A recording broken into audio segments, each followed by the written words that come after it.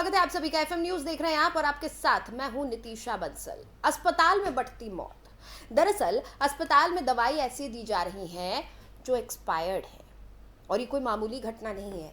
ये दवाएं बांटी जा रही हैं एक प्राथमिक स्वास्थ्य केंद्र में। पीलीभीत का ये पूरा मामला है। पूरा मामला हम आपको बताते हैं क्या हुआ है, कैसे हुआ है।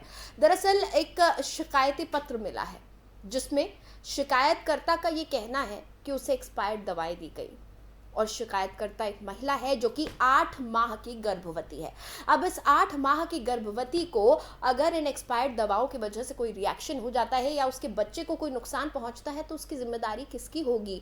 एक प्राथमिक स्वास्थ्य केंद्र में इतनी बड़ी लापरवाही, वहां पर दवाएं वो बांटी जा रही है जो कि एक्सपायर हो चुकी हैं। ये एक बहुत बड़ा मामला है, कोई छोटी मोटी शिकायत नहीं है। हम आपको तस्वीरें भी तमाम दिखाएंगे, शिकायती पत्र भी हमें मिला है जिसमें साफ तौर पर यह कहा गया है कि एक्सपायरी डेट जो है पुरानी थी और इसके बावजूद वो दवा दे दी गई। 8 माह की गर्भवती है ये महिला और उसको ये दवा दी गई है।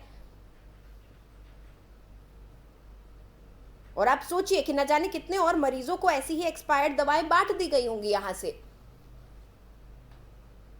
और इस पूरे मामले पर जब एफएम न्यूज ने स्वास्थ्य विभाग से बातचीत करने की कोशिश की तो उनका ये जवाब था, जो जिम्मेदार लोग हैं उनका ये कहना था कि उन्हें जानकारी नहीं है। हमने फोन किया, हमने बात करने की कोशिश की, उप निदेशक स्वास्थ्य डॉक्टर दीपक, उनको हमने कॉल किया, हमने उनसे पूछा कि सर इस मामले में क्या हुआ है, क्यों इतनी बड़ी लापरवाही देखी गई है, क्या ये मामला आपके संज्ञान में है, क्या कार्रवाई होगी, कब कार्रवाई होगी।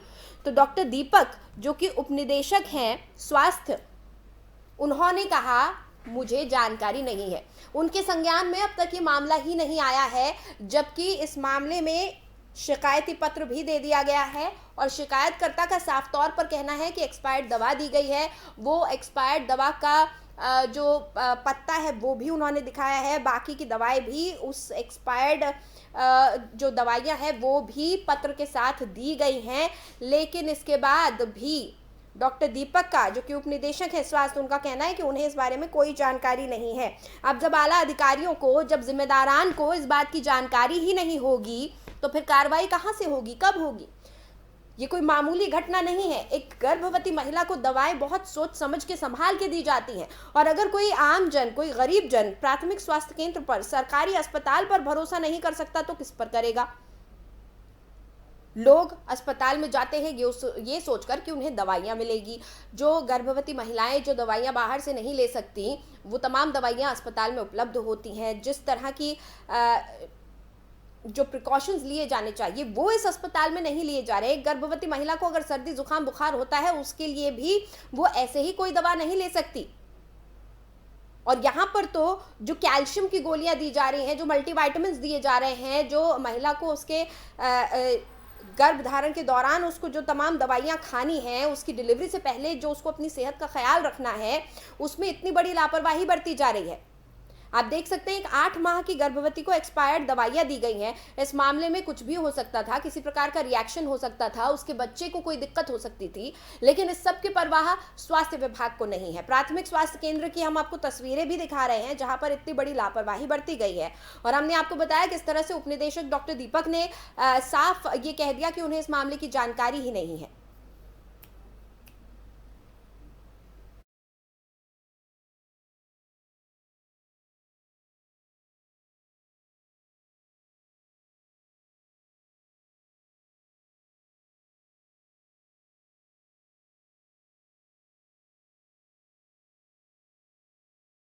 रहे हैं, हम आपको वो शिकायती पत्र भी दिखा रहे हैं, हम आपको वो प्राथमिक स्वास्थ्य केंद्र भी दिखा रहे हैं, हमने आपको ये शिकायत, जो महिला शिकायत करता है वो भी दिखाई, अपने परिजन के साथ में मौजूद है। इनका साफ कहना है कि अस्पताल के खिलाफ कार्रवाई हो। जो लोग वहाँ पर काम कर रहे हैं, जो फार्मासिस्ट है जिसने दवाई दी, जो इन्वेंट्री का स्टॉक रखा रहा है, इन तमाम लोगों पर कार्रवाई हो, क्योंकि ऐसा एक ही मामला नहीं है, ये दवाइयाँ औरों को भी बांटी गई होंगी और किसी भी मामले में दवाई कैसे रिएक्ट करेगी ये नहीं पता होता। गर्भवती महिला के साथ क्या दिक्कत पेश आ जाए ये नहीं पता। और इतनी बड़ी लापरवाही अगर एक प्राथमिक स्वास्थ्य केंद्र कर रहा है तो फिर एक आम आदमी, एक गरीब आदमी किसके पास जाए और किस पर भरोसा करे कि उसकी सेहत का ख्याल रखा जाएगा, उसके साथ कोई नाइंसाफी नहीं होगी, उसके साथ कोई लापरवाही नहीं होगी।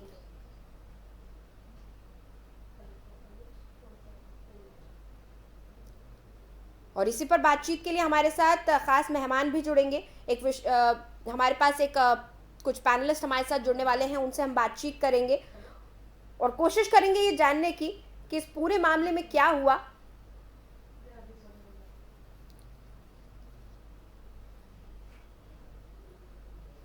आपको बता दें कि पीलीभीत का ये पूरा मामला है, जहां पर प्राथमिक स्वास्थ्य केंद्र में पूरनपुर का ये प्राथमिक स्वास्थ्य केंद्र है, जहां पर गर्भवती महिला को जो दवाएं बांटी गई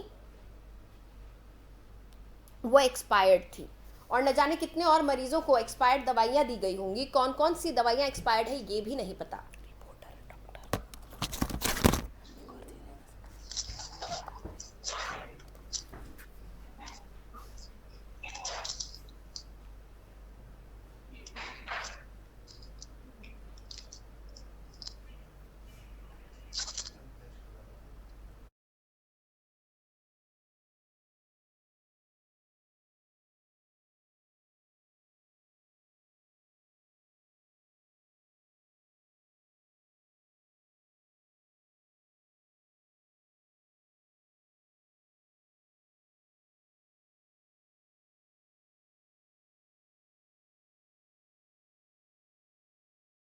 और इसी पूरे मुद्दे को लेकर हम आज चर्चा करने वाले हैं। कुछ सवाल हैं जो एफएम न्यूज़ के जहन में घूम रहे हैं। हमारे जहन में जो तमाम सवाल खड़े हुए, दवाओं की इन्वेंट्री को आखिर क्यों जांचा नहीं गया, क्यों ये किसी को नहीं पता कि दवाएं एक्सपायर हो चुकी हैं, इन्हें हटाना है। पीएचसी पर नहीं तो फिर किस पर लोग भरोसा करेंगे अपने स्वास्थ्य के लिए। एक्सपायर्ड दवा से अगर कोई अनहोनी होती है तो कौन उसकी जिम्मेदारी लेगा। और दवा देने से पहले जो फार्मासिस्ट वहां पर मौजूद है, जो अस्पताल का कर्मचारी मौजूद है, उसने क्यों तारीख चेक नहीं करी। ये तमाम सवाल खड़े हो रहे हैं। और साथ ही एक सवाल ये भी है कि आखिर कब इस पूरे मामले में जो जिम्मेदार लोग हैं इस लापरवाही के लिए, उन पर कब कार्रवाई होगी।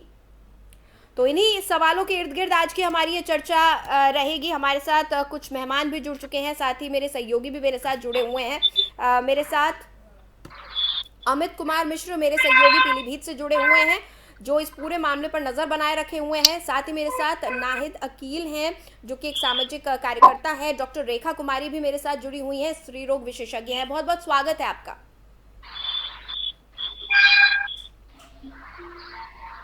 सबसे पहले अमित, आपके पास आना चाहूंगी मैं। इस पूरे मामले में अब तक क्या कार्रवाई हो पाई है कुछ, क्योंकि जब हमने उपनिदेशक डॉक्टर दीपक से संपर्क किया तो उन्होंने कहा उनको इस बारे में कोई जानकारी नहीं है। देखिए, अगर हम बात पीलीभीत के स्वास्थ्य केंद्र की करें, स्वास्थ्य विभाग की करें, तो यहाँ पर ये तो नया मामला नहीं। हालांकि मैं मानता हूँ कि जनपद पीलीभीत के पूरनपुर जो विधानसभा है, पूरनपुर तहसील के ट्रांस से परेना, क्योंकि जो पीएचसी है और वहाँ से जो खड़गपुर एक स्वास्थ्य केंद्र है, उप स्वास्थ्य केंद्र की अगर हम बात करें तो वहाँ उप स्वास्थ्य केंद्र पर एक तैनात, क्योंकि एक एनएम ने इस तरह की एक जो टेबलेट आती है गर्भवती महिलाओं को, उन्होंने टेबलेट दे दी है। जैसे ही उन्होंने उनका सेवन किया तो उनको उल्टियां होना, बुखार, इस तरह की समस्या शुरू हो गई। अब देखने वाली बात यह है कि जहाँ स्वास्थ्य विभाग को बेहतर करने के लिए लगातार जो है सरकार ध्यान दे रही है, लगातार बेहतर प्रयास पे करोड़ों रुपए का खर्च किया जा रहा है। अभी हाल ही में अगर हम स्वास्थ्य विभाग पीलीभीत की बात करें तो यहाँ पर डिप्टी सीएम भी यहाँ पर आए थे, जो कि स्वास्थ्य विभाग को लेकर के उन्होंने काफी सक्रियता दिखाई थी। जिला अस्पताल का भी निरीक्षण किया था। लेकिन स्वास्थ्य विभाग की अगर हम बात करें तो लगातार इस तरह की खामियां नजर आती है, क्योंकि अब ये नई खामी है। अब यहाँ पर एक्सपायरी दवा जो है देने की बात सामने आई है, तो यहाँ पर सीधी सीधी ये लापरवाही कही जा सकती है। तो स्वास्थ्य विभाग यहाँ पे इतना लापरवाह कैसे हो सकता है, ये देखने वाली बात यह है कि जब एक गर्भवती महिला है, जहाँ सरकार इतनी योजनाएं चला रही है, उनको स्वस्थ रखने के लिए, बच्चा को स्वस्थ रखने के लिए तमाम योजनाएं चला रही है। इस मामले में पीएचसी में कार्यरत किसी डॉक्टर से, किसी स्टाफ से आपकी बातचीत हो पाई है क्या? क्योंकि जब उनसे कहा गया तो उन्होंने कहा ठीक है, अब इसके संबंध में, क्योंकि जो पीड़िता है उन्होंने जैसे ही उस दवा का सेवन किया था तो उनको तमाम समस्याएं हुई, उल्टी हुई, बुखार हुई। तो उन्होंने इसको लेकर के जो स्वास्थ्य विभाग के पीलीभीत के उच्च अधिकारी हैं उनको पत्र लिखा, उनसे शिकायत की। तो उन्होंने कहा कि ठीक है, हम इस संज्ञान में लेते हैं, उसकी जाँच करवाते हैं। क्योंकि जांच अब ये चलेगी कितने दिन जांच होने के बाद उन पर ये निष्कर्ष निकलेगा, क्या कार्रवाई होगी, क्या जिस एनएम ने ये एक्सपायर्ड दवा 6 महीने के बाद फाइल होती है और अक्टूबर में जाकर के वहां पर होता है, यानी कि 8 माह की जो गर्भवती है उसको 9 महीने की एक्सपायर हो चुकी दवाई को दिया जाता है। तो ये लापरवाही का एक हद पार कर दी है कि क्या आपको 9 महीने तक जो दवाई आपके स्टॉक में है, क्या आपकी नजर उस पर नहीं पड़ी? क्या आपने उसको देखना सुनिश्चित नहीं किया? बिल्कुल, तमाम सवाल खड़े होते हैं। डॉक्टर रेखा, आप एक स्त्री रोग विशेषज्ञ हैं, आप बेहतर बता सकती हैं कि अगर एक्सपायर्ड दवाइयां किसी महिला को दी जाएंगी और जो कि 8 माह की गर्भवती है, तो क्या कुछ कॉम्प्लिकेशंस आ सकते हैं? नमस्कार आप सभी को, एफएम न्यूज को। सबसे पहली बात क्या है कि जो दवाइयां एक्सपायर्ड हो चुकी हैं वो तो अब यूजलेस हो गई थी और उनका इफेक्टिवनेस है वो खत्म हो गया था। वो दवा खाने के बाद उनको जो कैल्शियम की जो रिक्वायरमेंट्स होती है एक प्रेग्नेंट वुमन को, वो रिक्वायरमेंट फुलफिल नहीं होगी। दूसरी बात ये है कि उस दवा की वजह से ऑलरेडी वो 9 मंथ एक्सपायर्ड मेडिसिन है, तो उसे उनको जो सिम्टम्स वो बता रहे हैं उसी तरह के सिम्टम्स आते हैं। एलर्जी होती है, नोजिया, वोमिटिंग आना, फीवर तो नहीं कर सकते, फीवर अभी सीजनल की बात हो सकती है, लेकिन बहुत तरह के एलर्जी प्रोड्यूस हो सकते हैं क्योंकि प्रेगनेंसी में बहुत सोच समझ के दवाइयां लिखी जाती है और हम लोग को ऊपर से गाइडलाइंस होता है कि ये जो दवाइयां हैं किस कैटेगरी की दवाइयां हैं। और अभी भी फिलहाल बहुत सारे बच्चे एकदम कंजेनाइटल डेफिशिएंसी के शिकार हुए हैं और इस कंडीशन में और इस तरह का एक्सपायर्ड दवा देना ये स्वास्थ्य विभाग की और खास करके जो एएनएम है पर्टिकुलरली जिनके जिम्मे वो दवा बांटने का उनको रिस्पॉन्सिबिलिटीज दिया गया है, वो उनकी साफ साफ लापरवाही है और इस पर एकदम सख्त से सख्त कार्रवाई होनी चाहिए। नाहिद जी, आप देख रहे हैं किस तरीके के मामले सामने आ रहे हैं। एक तरफ बात की जा रही है कि हम देश में और हम देश को तरक्की के रास्ते पर ले जा रहे हैं, अमृतकाल की बात कही जाती है, हर प्रदेश में बेहतर स्वास्थ्य सेवाओं की बात की जाती है, लेकिन विकास कैसे होगा अगर स्वास्थ्य विभाग इस तरह से लापरवाही करेगा? क्योंकि एक महिला की जान पर बना सकती थी यहाँ पर, ये बहुत बड़ी लापरवाही है। बिल्कुल, 2 जिंदगियां दांव पर हैं। जी नाहिद जी। वो पूरा सिस्टम होता है, दवाइयां आती है, स्टॉक में एंट्री की जाती है, फिर जब दी जाती है उसकी एंट्री होती है। तो इसका मतलब ये है कि पूरा सिस्टम काम नहीं कर रहा है। हाँ। क्योंकि अगर आपका स्टॉक रेगुलर मेंटेन होता तो उसमें डेट पड़ी होती है, कब आई, कब एक्सपायर डेट होती है। तो इसका पूरा ये है कि स्वास्थ्य विभाग में सीएमओ से लेकर के नीचे तक कोई सिस्टम ही नहीं मेंटेन है। और हमें ये भी सोचना होगा कि सरकारी अस्पताल में जाता कौन है। हमारे देश में गरीब इंसान की कीमत एक जानवर से भी कम है और वहाँ पर सरकारी अस्पताल में गरीब ही व्यक्ति आपकी देखने जाते हैं, तो फिर उसको हल्के में लिया जाता है कि इनकी बात उठ नहीं सकती, यदा कदा उठ भी जाती तो 2 दिन का ही रहता है सुर्खियों में न्यूज, तो उसके बाद कुछ नहीं होता है। तो ये गरीबों की जान जाती है। अभी गुजरात में देखिए इतने सारे लोग छत में गुजर गए तो कह दिया गया कि लड़के उसको मिला करके जूझ रहे थे इसलिए टूट गया। कहीं अगर महंगाई की बात बता दिया जाए कि रुपया कीमत ये है तो वो कहते हैं कि डॉलर बढ़ रहा है। तो इस तरह से गरीबों के लिए देश चल रहा है। दरअसल दिक्कत किस बात की है? अगर वहाँ पर कोई बड़े घर का बीमार आता जाएगा तो शायद वहाँ स्टॉक भी मेंटेन होता, दवाइयों की एंट्री भी होती, देते वक्त पहले। बिल्कुल, एक बार अमित से जान लेते हैं इस पीएचसी के बारे में। अमित, क्या इस पीएचसी से पहले भी ऐसे कोई लापरवाही के मामले सामने आए हैं? शायद दवाई एक्सपायर्ड दवाई का मामला ना हो, कोई और मामला हो, किस तरीके का बैकग्राउंड रहा है? क्या लोग बताते हैं इस पीएचसी के बारे में? अब इस पीएचसी की अगर हम बात करें तो यहाँ से तो ऐसी कोई नहीं आई, लेकिन अगर हम पूरे जनपद बात करें तो अभी कुछ ही दिन पहले जनपद में लापरवाही क्योंकि ये पीएचसी है और तराई क्षेत्र है, सादा ट्रांसफर है, तो वहाँ अगर कुछ सुविधाएं होती हैं तो चलो इसके लिए हम कह सकते हैं कि हाँ हो सकता है कुछ असुविधाएं हैं। हाँ। लेकिन जिला अस्पताल क्योंकि मुख्यालय है जनपद का, वहाँ पर अभी 3 महीने पहले एक महिला जो प्रसव पीड़ित थी और वहाँ तो उसको एक कोई बेड नहीं मिला, उसकी डिलीवरी नहीं करा सके, तो उसने फर्श से यानी अस्पताल के बाहर ही फर्श से एक बच्चे को जन्म दे दिया था। तो ये भी वहाँ क्योंकि जिला मुख्यालय थे, अब वहाँ पर जिला अस्पताल की जब ये हालत है तो इस तरह से आप तो एक प्राथमिक स्वास्थ्य केंद्र के बारे में बिल्कुल यानी कि जो मुख्य अस्पताल में इस तरह की गतिविधियां हो रही है तो ऐसे पीएचसी में और इस तरह की लापरवाही होना कहीं मुझे लगता है कि ये जो अधिकारी है, स्वास्थ्य विभाग के कर्मचारी हैं, आंखें बंद करके बैठे हुए हैं। इनको इस बारे में कभी कोई सोचने की जरूरत नहीं है कि आखिर हम जो कर रहे हैं उसका परिणाम क्या होगा, जिसका ट्रीटमेंट कर रहे हैं उस मरीज की हालत क्या होगी। तो ये तमाम लापरवाही की हदें पार कर रहे हैं यहाँ पे अधिकारी। अब देखने वाली बात ये है कि लगातार शिकायतें तो हो रही है, उसकी क्रियाएं मिल रही है, लेकिन परिणाम क्या निकलता है? क्या उच्चाधिकारी संबंधित एनएम से, पीएचसी अधिकारियों से क्या कुछ करते हैं, देखने वाली बात होगी। बिल्कुल। डॉक्टर रेखा, ये हम सभी जानते हैं कि किसी भी गर्भवती महिला को कोई भी दवाई देनी होती है बहुत सोच समझ कर दी जाती है। यहाँ तक कि उस महिला को अगर सर्दी जुकाम हो रहा है तो वो आम लोगों की तरह दवाइयाँ नहीं ले सकती है, उसके लिए भी गाइडलाइंस जारी की जाती है। तो फिर एक अस्पताल में इतनी बड़ी लापरवाही हो जाना, इसको आप क्या कहेंगी? किस तरीके की कार्रवाई इस पर बनती है?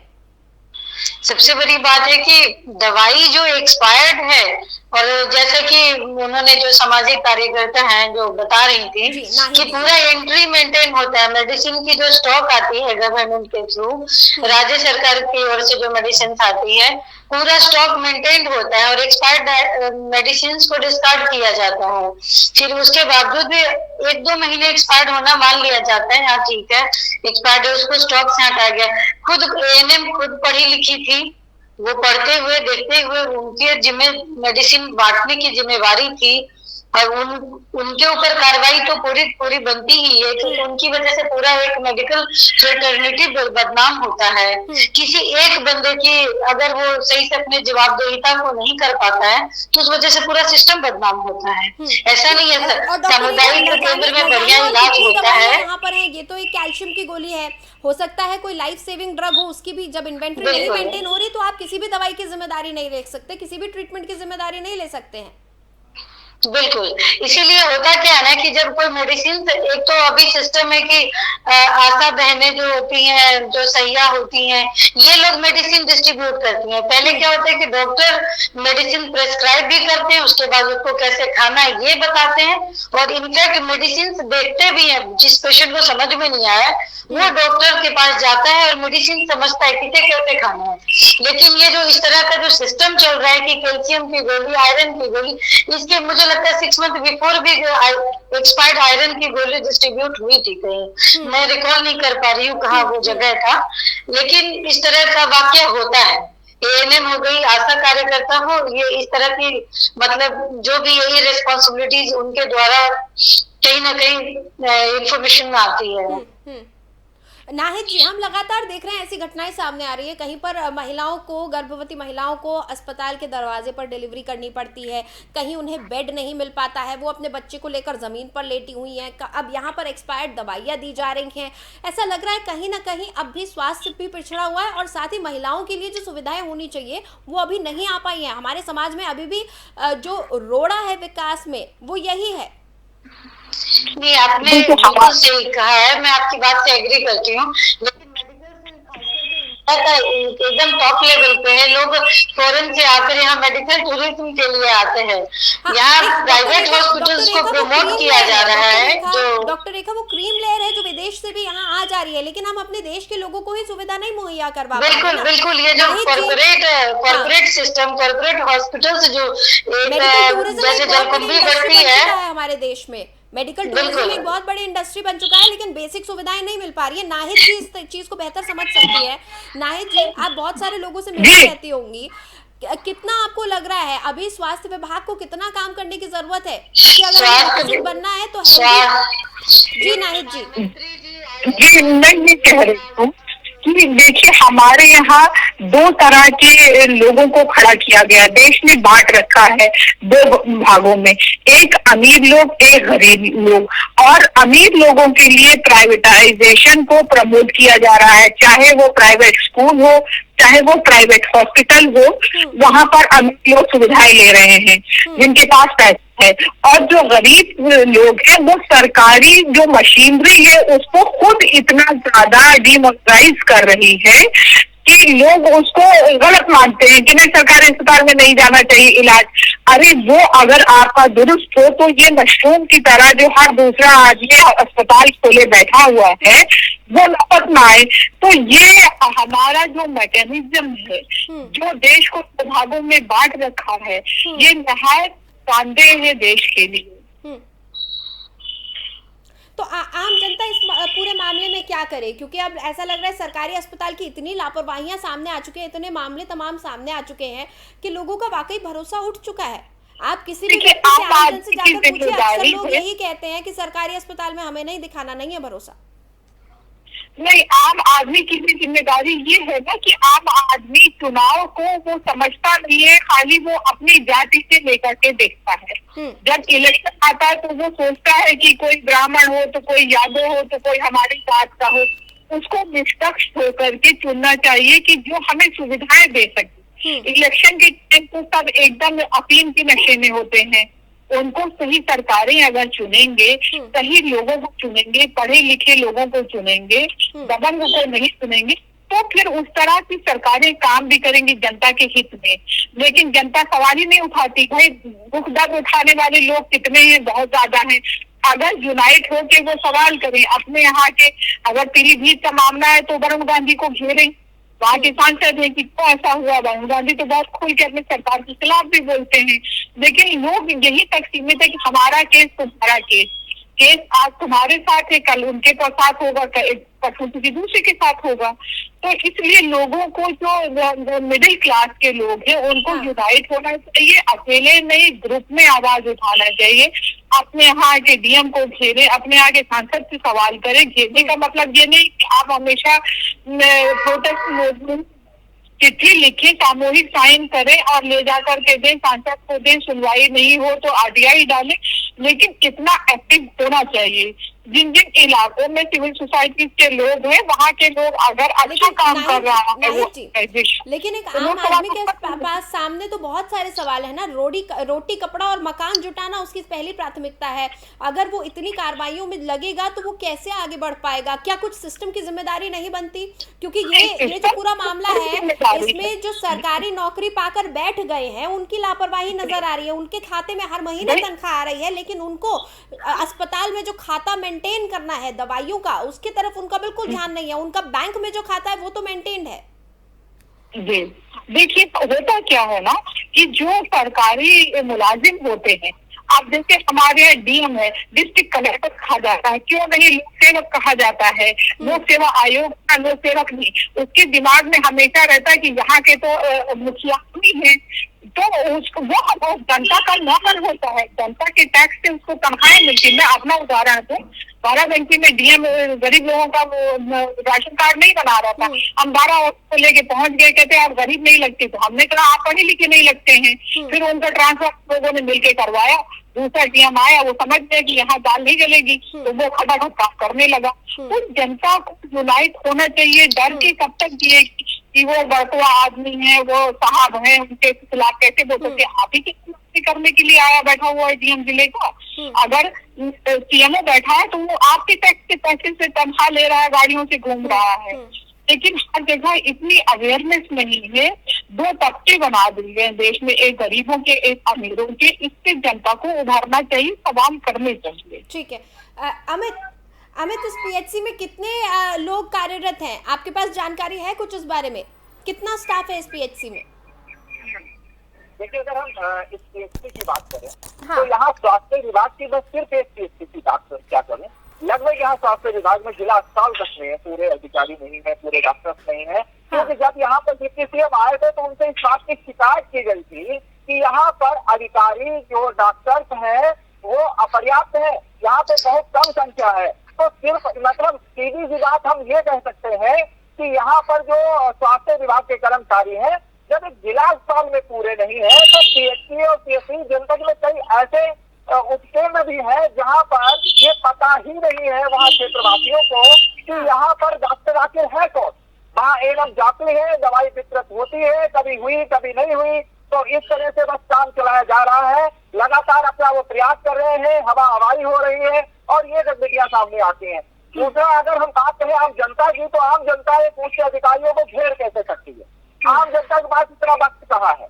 वो परेशान है अपने जीविका गंवाने में। और जैसे तैसे अगर हम बात सरकारी विभाग की करें, तो एक आम आदमी जिसकी क्षमता नहीं है वो बड़े प्राइवेट हॉस्पिटल में जाकर के वहाँ पर ट्रीटमेंट करा सके, वहाँ पे इलाज करा सके, क्योंकि उनके पास इतना ज्यादा पैसा नहीं है, तो वो सरकार की तरफ मुंह काटकर ये गुहार लगाते हैं, सरकार से गुहार लगाते हैं, क्योंकि सरकार भी दावे करती है ना। लगातार सरकार कह रही है कि हम करोड़ों खर्च कर रहे हैं, घर घर इलाज, नारी सशक्तिकरण, नारियों के लिए बेहतर, गांव गांव में आता है। तो ये क्या काम है आशाओं का? इन एएनएम का क्या कार्य है? पीएचसी डॉक्टर का क्या कार्य है? जिला अस्पताल में बैठे डॉक्टर का क्या कार्य है? जब इनको हमें अपने इलाज के लिए घेरना पड़ेगा, जब इनको अपने इलाज के लिए हमें बार बार जाना पड़ेगा, तो क्या इनकी जिम्मेदारियां नहीं है? बिल्कुल अमित आप इस खबर पर नजर बनाए रखिएगा। बहुत बहुत धन्यवाद इस पूरी जानकारी के लिए। और हम चाहेंगे कि आप कोशिश कीजिएगा। हमने कोशिश की थी डॉक्टर दीपक से, जो कि उप निदेशक है स्वास्थ्य, उनसे बातचीत करने की, लेकिन उन्होंने कहा उन्हें मामले की जानकारी नहीं है। तो आप कोशिश कीजिएगा कि आप इस मामले में जानकारी जुटा पाए।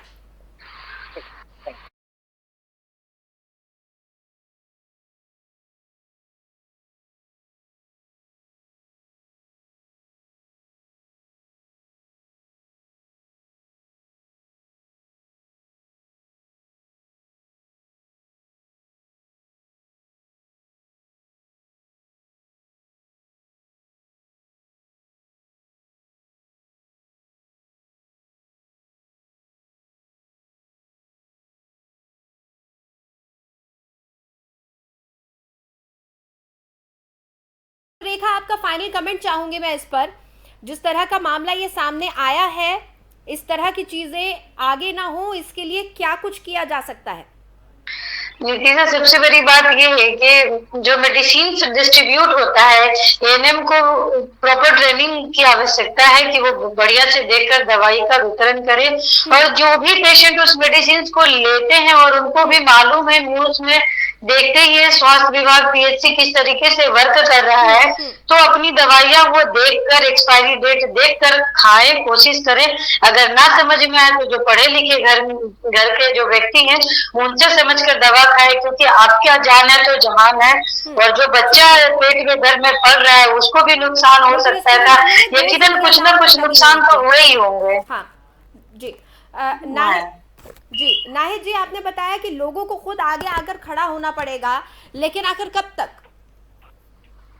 जी, आपने कहा कि लोगों को खुद अपने लिए खड़ा होना पड़ेगा, लेकिन सवाल ये उठता है, आपका फाइनल कमेंट चाहूंगी कि सवाल ये उठता है कब तक लोग आकर खड़े होते रहेंगे, कब ये सिस्टम सुधरेगा?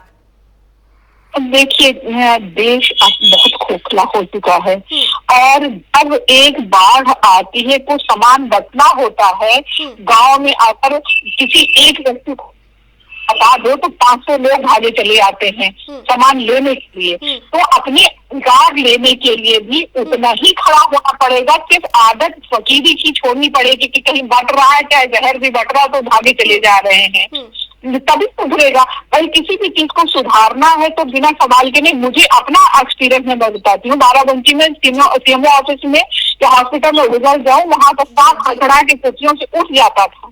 इसलिए क्योंकि मैंने वहाँ काम किया, मैं सारी विजिलेंस कमेटी में खड़ा होना होगा। अब हमें सरकारी तंत्र पर भरोसा नहीं करना है आंख मूंद कर। बिल्कुल। और इसमें ना जो नीचे तबके के स्टाफ होते हैं सीएससी पीएचसी पे, बेचारे वो खुद मजबूर होते हैं, हम लोग से बताते हैं मैडम यहाँ सामान नहीं उपलब्ध है, यहाँ बेड टूटा हुआ है, कुर्सी नहीं है, पूरा सिस्टम करप्ट हो चुका है, खोखला हो चुका है। जी, समय खत्म हो रहा है मेरे पास इस चर्चा के लिए। बहुत बहुत शुक्रिया, आपने समय दिया। बहुत बहुत धन्यवाद डॉक्टर रेखा हमारे साथ जुड़ने के लिए। आपको भी बहुत धन्यवाद। तो तस्वीरें हमने देखी, पूरा मामला हमने जाना, और अब तक इस मामले में कार्रवाई कोई नहीं हुई है, लेकिन एफएम न्यूज़ लगातार नजर बनाए हुए है कि इस मामले में क्या कार्रवाई होगी और कब तक दोषियों का नाम सामने आएगा और दोषियों को उनके किए की सजा मिलेगी, ताकि आगे चलकर ऐसी कोई लापरवाही ना हो, किसी को इसका गंभीर परिणाम ना भुगतना पड़े। क्योंकि पीलीभीत की इस पीएचसी का, पूरनपुर पीएचसी का ये एक मामला सामने आया है। न जाने ऐसे कितने और मामले रहे होंगे जो शायद हमारी कैमरे की नज़र से बच गया, लेकिन ऐसे मामलों में परिणाम बहुत गंभीर हो सकते हैं, इसलिए सोच समझकर हमें आगे बढ़ना होगा। फिलहाल इस खास पेशकश में इतना ही। खबरों के लिए आप देखते रहिए FM न्यूज़।